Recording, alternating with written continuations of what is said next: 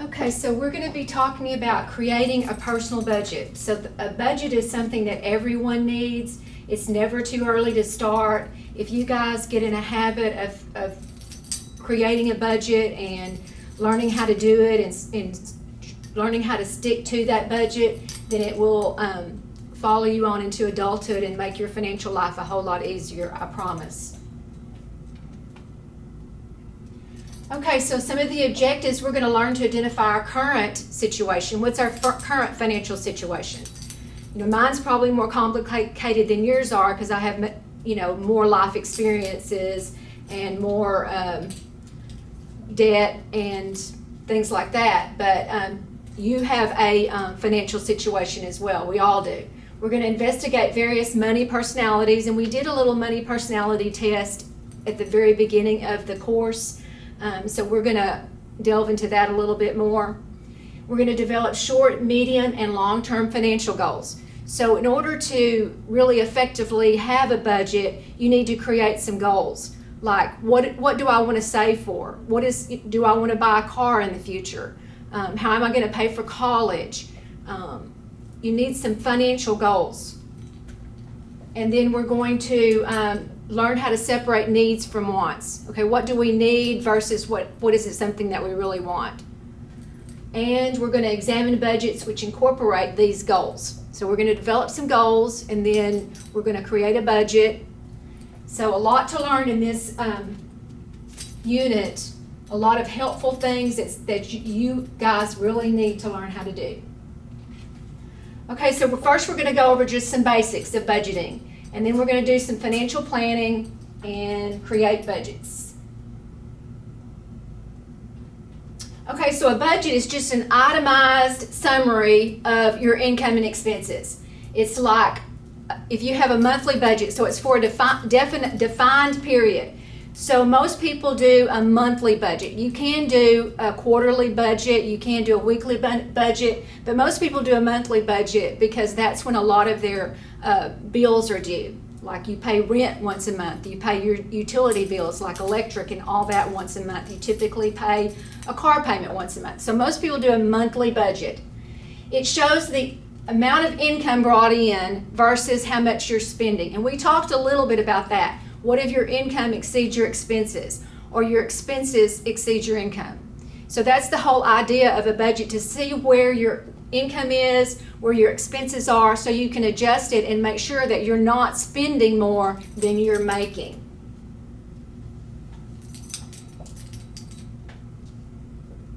So a budget's where you're going to track expenses, and spending less in one area means more can be spent in another, or create a savings plan. So it's tracking your expenses so you can see where you're spending money. Or, if you're spending too much money in one area, maybe you need to cut that back. Or if you're, if you have more income at the end of the month, how can I invest that? What can I do to save money? So creating a monthly budget has some steps. So the first thing you're going to do is gather financial statements. So that would be like your bank statements. Those of you who have a bank account or a savings account, you get a statement. You probably get it online now, but you can go online and print a statement out or look at the statement. I would suggest we'll print it out. So if you have any investment accounts, maybe you have some type of investment that your parents have set up for your grandparents. If you have any of that, then you want a statement on that. You want any payments that you're making. If you have a credit cards, a couple of you said you had credit cards. So you want a statement on that. How much do I owe on that credit card? Am I paying my own car insurance? What is that? What amount is that? All of the things that you owe on or you're getting money for. So you want to create, the goal of a budget is to create an average, because you know what your, if you have rent or a car payment, it's always the same every month. So you know what that's going to be. But other things that are considered variable expenses, like your electric bill or your cell phone bill, probably, depending on how much you use it, could vary from month to month. but you're going to get an average. So like you're going to look at how much it is, you know, average each month. Maybe one month it's $100 and the next month it's $200. Well, you want to average that together, and maybe it would be $150 per month. Creating a monthly budget, recording all sources of income. So after you gather up all that financial information, you want to record how much money you take home every month. So if you have a job, what is your net pay? How much do you take home? Like after taxes, because you know if you have a job that you have to pay Uncle Sam, you have to pay income taxes, you have to pay Social Security, there's some other things that are taken out of your check. What do you actually bring home at the end of the day? So how much is that? If you have more than one job, then you would include those jobs as well. If you just get an allowance, if your parents just give you money from time to time, you need to average that out. How much do I get per month from my parents? So you're going to total that up, and there's an example here. The wages after taxes, take-home pay for this person was $2,500, and then they got some commission or tips. Probably it was a sales position, and so they got some additional money for that, $1,000. They don't have any other income, so their total income, this person's total income is $3,500 for the month. This is a monthly. Then you want to create a list of monthly expenses. So you created your income, you created a list of your income, like the example, $3,500. So you want to create a list of your expenses. So this is probably more items, because typically you only have one or two income sources, but expenses you might have quite a few. You might have your rent, your telephone bill, your insurance. We all have to have car insurance. If you own a car, you have to have car insurance. That's required. Your cable bill, anything that goes out monthly. How much food do you have spend each month? How many times do you eat out? What's the cost of that? So all of those things you're going to determine an average, or if it's a car payment, that's a fixed expense. But anything else you're going to average out. So you're going to create a list of how much money do I spend every month. So fixed expenses are those which stay relatively the same from month to month and are required. So again, like mortgage, your mortgage payment, house payment, your rent, if you have a credit card payment that you pay the same thing every month, that would be fixed. Car payments. Utilities, not so much fixed, but it is something that that it's required. Flexible, so that flexible expenses are expenses that maybe you could cut out some, those which can change from month to month. So examples would be eating out, entertainment, clothing. So those are flexible. In other words, if you don't have the money to buy clothes that month, then you just don't do it. Right? So you don't have to have it. You don't have to eat out every day. You can cut back on that. So here's an example of an expense list. So they've got mortgage and rent, $1,000, electricity and gas as fixed expenses, which that just means that even though electricity could vary from month to month, you have to have electricity. It's required. Then you have, they have mortgage, $1,000, electricity, $100, gas, $50, water, sewer, and garbage, $75. Their internet is $50, car insurance is $150.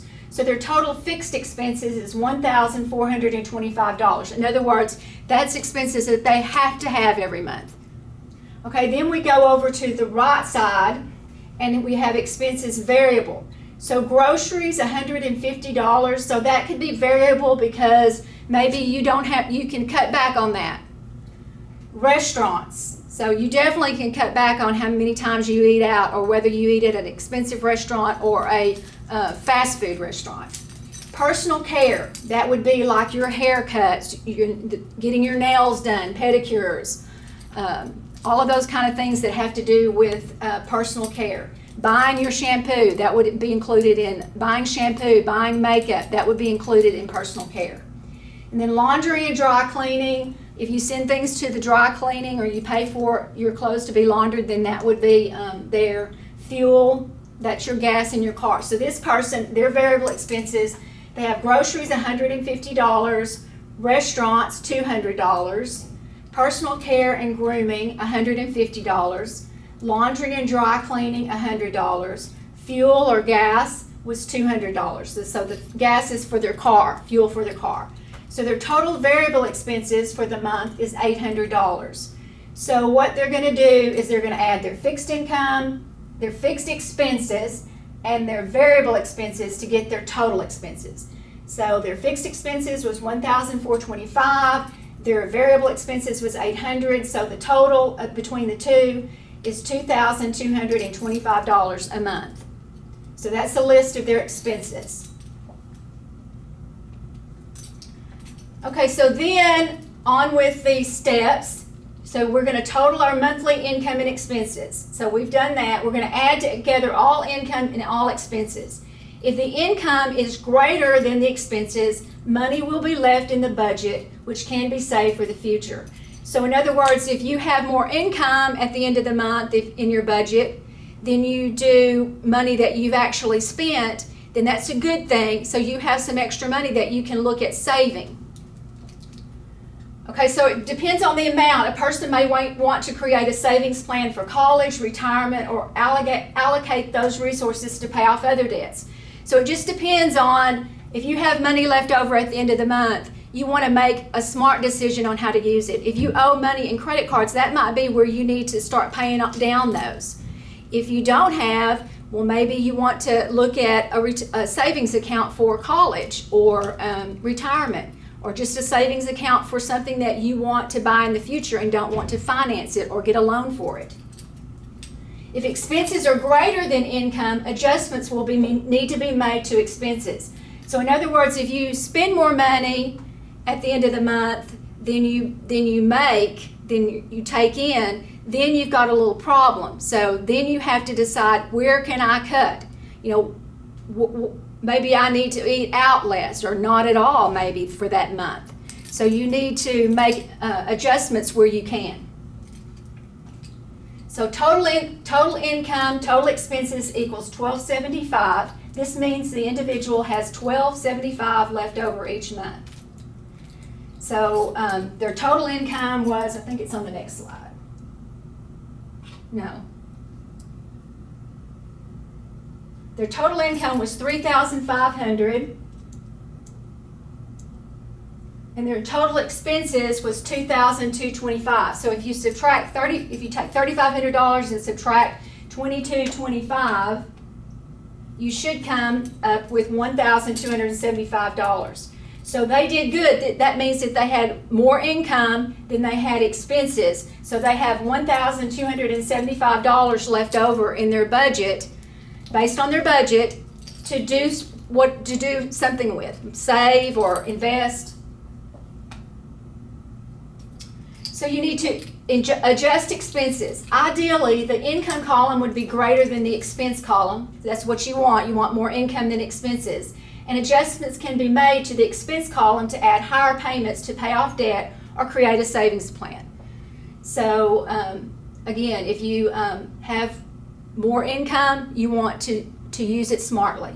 If the expenses column is greater than the income column, expenses will need to be adjusted. So the first place you're going to look is those flexible expenses, because you can't really change the fixed ones, unless you move into a different apartment and the rent's lower, or you turn the AC way down or up and you're too hot. But flexible is the place that you want to look first, because those are typically non-essential. For example, decreasing the number of times a person eats out in a month or rent a movie rather than going to the movie theater would save you money, right? So it's cheaper to watch Netflix because that's probably $10 a month or something like that, than go out to the movie. So maybe you have popcorn at home and watch Netflix instead of going to the movie, that kind of thing. So here's an adjusting expense example. So the total expenses after adjustments was $3,275. So their mortgage was $1,000, their electricity $100, gas $50. That didn't change. Now they have internet $75, internet. They have car insurance and a car payment of $500. So their total fixed expenses is $1,975. And then over on the flexible, they have groceries $150, restaurants $200, personal care $150, laundry, dry cleaning $100, fuel $200, savings and emergency fund $500. So out of their little amount that they're saving, they're going to put $500 in a savings account. So now their total variable expenses is $1,300. So after they made that adjustment, their expenses total $3,275. So on this scenario, on the other one, he didn't have a car. So what he did was he went and bought a car, another car, and he has a payment for $500 a month, plus he's saving $500. So he had about $1,275 left over in his budget. So that's where it went. He bought a car for $500 and he's saving $500 a month. So it also, because he bought a new car, it increased his car insurance. So that's what he did with his extra $1,275.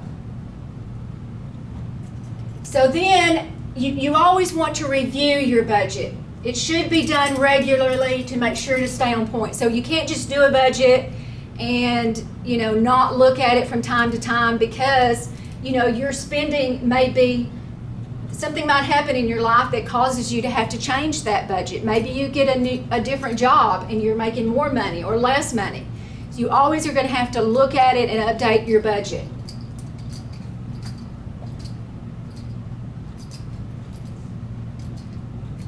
So if you continually look at your budget, it's going to show where you need to improve. Like, what areas can I improve in?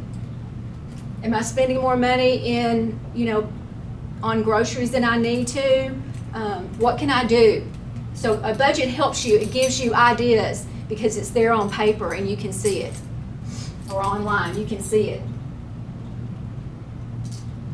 So some of the questions you want to ask when you're looking at your budget or reviewing it: did I calculate my income correctly? Make sure when you're calculating your income that you include everything that you get. If you get some kind of dividend from an investment, you want to include that. So make sure you add those columns up correctly. Make sure your expenses are accurate. You didn't leave something out. So you want to make sure that all your income and expenses are accounted for. And is my plan based on actual numbers or what I hope I can earn or spend? So be honest about it. What do you think you spend? And you can track your spending using if most people use their debit card, you can go on and see what you spent money on. Did I give it a fair chance? Do I need professional advice? So some people, they just have a really, really hard time with a budget. In fact, a lot of people have a very, very difficult time with a budget, even making a budget, sticking to it. So they get into trouble. That's the people that get into trouble, and they end up way in the hole. Kind of like the video that we watched about the professional basketball player that lost all his money. He didn't have a budget. I mean, even if you make a lot of money, you need a budget. Everybody does. So sometimes if you just can't do it and you find yourself in a hole, you need some professionals, somebody to help you with it. Somebody that's good at it. Maybe a family member, maybe a professional person you want to go to, a professional financial person. So reviewing a budget can help identify a person's money personality, categories in which people can be put based on their spending and savings habit. So sometimes, when you took the test, a lot of you said you were savers. There was some of you that were the same in each one. So we're going to look at that a little more and figure out if you really feel like that test was accurate. So the money personalities could include a saver, a spender, a risk taker, security seeker, and flyer. And we're going to learn about those in the next little chapter. We're going to learn about what a saver is, what a spender is, what a risk taker is, security seeker, and flyer. And we're going to do a little test. But we're going to start working on creating a budget. So be thinking about what income do I have? And if you don't have a job, you get money somewhere. Your parents give you money somehow. So think about what your income sources are, and then think about how you spend your money. Do you have any fixed expenses? Do you pay your cell phone bill? Do you pay rent? Many of you probably don't, but you do have expenses because you probably go to Whataburger, you eat out, you spend your money somewhere, wherever you get it. So be thinking about that as well, where your money's going, what your expenses are.